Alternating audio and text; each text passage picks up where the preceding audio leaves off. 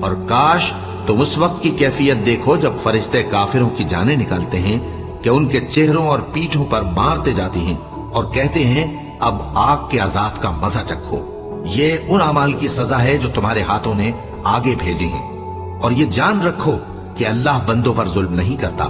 जैसा हाल फिरौनियों और उनसे पहले लोगों का हुआ था वैसा ही इनका हुआ कि उन्होंने अल्लाह की आयतों से कुफ्र किया तो अल्लाह ने उनके गुनाहों की सजा में उनको पकड़ लिया।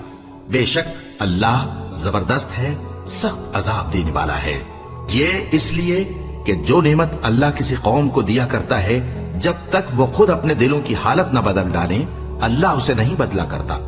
और इसलिए कि अल्लाह सुनता जानता है। जैसा हाल फिरौनियों और उनसे पहले लोगों का हुआ था वैसा ही इनका हुआ।